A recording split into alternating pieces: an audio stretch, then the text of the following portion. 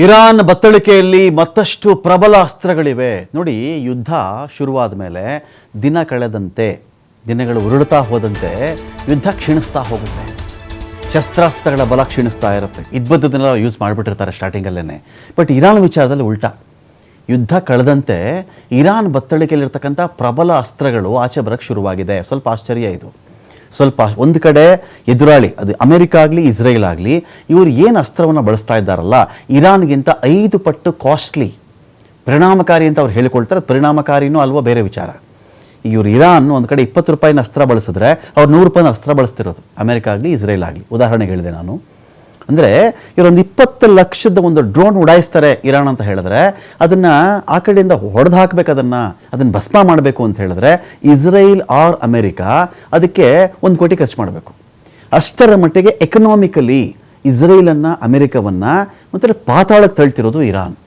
ಇದರ ಮಧ್ಯೆ ಇನ್ನಷ್ಟು ಪ್ರಬಲ ಅಸ್ತ್ರಗಳ ಆಚೆ ಬರೋಕ್ಕೆ ಶುರುವಾಗಿದೆ. ನಿನ್ನೆ ರಾತ್ರಿ ಹೊಸ ಶಸ್ತ್ರಾಸ್ತ್ರವನ್ನು ಪ್ರಯೋಗ ಮಾಡಿರೋದು ಇರಾನ್. ಹಿಂದೂ ಮಹಾಸಾಗರದ ಅಮೆರಿಕದ ನೆಲೆಯ ಮೇಲೆ ದಾಳಿ ಮಾಡಿರೋದು. ಇರಾನ್ನಿಂದ ಎಷ್ಟು ದೂರ ಗೊತ್ತಾ? ಅದು 4000 ಕಿಲೋಮೀಟರ್ ದೂರ ರೀ. ಎಷ್ಟೋ ಸಂದರ್ಭಗಳಲ್ಲಿ 4 ಕಿಲೋಮೀಟರ್ ದೂರಕ್ಕೆ ಟಾರ್ಗೆಟ್ ಸರಿಯಾಗಿ ಮಾಡೋಕ್ಕಾಗಲ್ಲ, ರೀಚ್ ಮಾಡೋಕ್ಕಾಗಲ್ಲ. ಇವ್ರು ನೋಡಿ, ಅಲ್ಲಿ ಅಮೆರಿಕ ನೆಲೆ ಇತ್ತಲ್ಲ, ನಿಮಗೆ ಗೊತ್ತಿರಲಿ, ಇದೇ ಶ್ರೀಲಂಕಾಕ್ಕೆ ಹತ್ತಿರ ಇರುವಂತಹ ನೆಲೆಯಲ್ಲಿಯೇ ಟ್ರಿಪೋಲಿ ಇದ್ದದ್ದು. ಟ್ರಿಪೋಲಿ ಇದೀಗ ಹೊರ್ಮುಜ್ ಕಡೆಗೆ ಹೊರಟಿದೆ.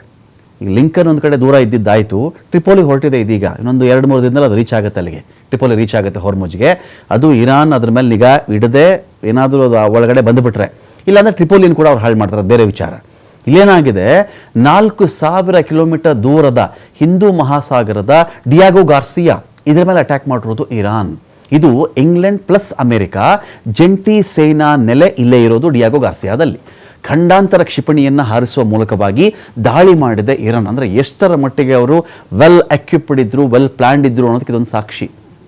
ಏನ್ರಿ, ಖತಾರ್ ಮೇಲೆ ದಾಳಿ ಮಾಡ್ತಾರೆ, UAE ಮೇಲೆ ದಾಳಿ ಮಾಡ್ತಾರೆ, ಓಮನ್ ಮೇಲೆ ದಾಳಿ ಮಾಡ್ತಾರೆ, ಈ ಕಡೆ ಇರಾಕ್ನಲ್ಲಿರ್ತಕ್ಕಂಥ ಅಮೆರಿಕದ ನೆಲೆಗಳ ಮೇಲೆ ದಾಳಿ ಮಾಡ್ತಾರೆ, ಈ ಕಡೆ ಇಸ್ರೇಲ್ ಕಡೆಯಿಂದ ಬರ್ತಿರ್ತಕ್ಕಂಥ ಕ್ಷಿಪಣಿಗಳಿಗೆ ಉತ್ತರ ಕೊಡ್ತಿದ್ದಾರೆ, ಅಮೆರಿಕದ ಯಾವುದೇ ನೆಲೆಯಿಂದ ಬರ್ತಕ್ಕಂಥ ಕ್ಷಿಪಣಿಗಳಿಗೆ ಒಂದು ಉತ್ತರವನ್ನು ಅವರು ಕೊಡ್ತಾ ಇದ್ದಾರೆ. ಇದರ ಮಧ್ಯೆ ಇದು ಸಾಲದು ಅಂತ ಇಂಗ್ಲೆಂಡ್ ಪ್ಲಸ್ ಅಮೆರಿಕದ ಜಂಟಿ ಸೇನಾ ನೆಲೆ ಡಿಯಾಗೋ ಗಾರ್ಸಿಯಾ ಇಲ್ಲಿ ದಾಳಿ ಮಾಡ್ತಿರೋದು ಇರಾನ್ ಖಂಡಾಂತರ ಕ್ಷಿಪಣಿಯ ಮೂಲಕ.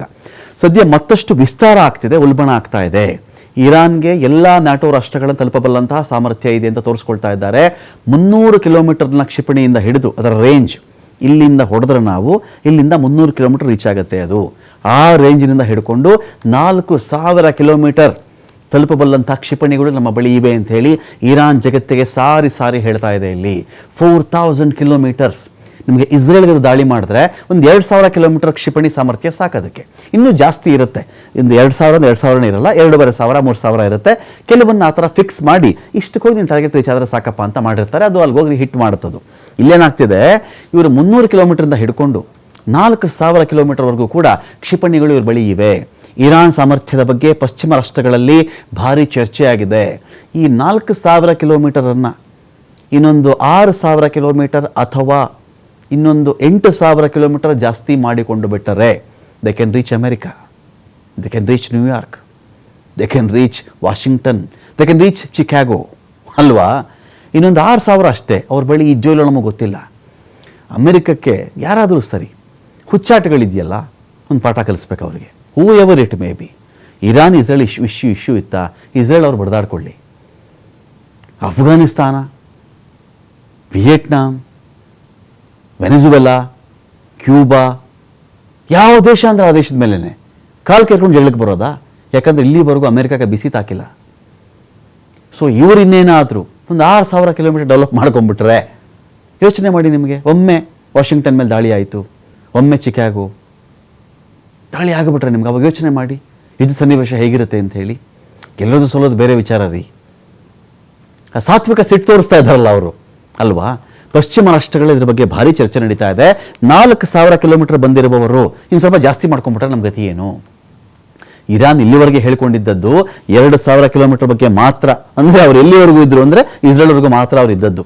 ಆದರೆ ರಾತ್ರಿ ಅವರ ಕ್ಷಿಪಣಿ ಹಾರಿರುವುದು 4000 ಕಿಲೋಮೀಟರ್ ದೂರಕ್ಕೆ. ಹೆಚ್ಚು ಕಮ್ಮಿ 30% ಭೂಮಿಯನ್ನು 100 ಅಂತ ಇಟ್ಕೊಂಡ್ರೆ ಅದರಲ್ಲಿ 30 ಭಾಗದಷ್ಟು ಭೂಮಿಯನ್ನು ಇರಾನ್ನಲ್ಲಿ ಕೂತ್ಕೊಂಡೇ ಅವರು ಟಾರ್ಗೆಟ್ ಮಾಡಬಲ್ಲರು.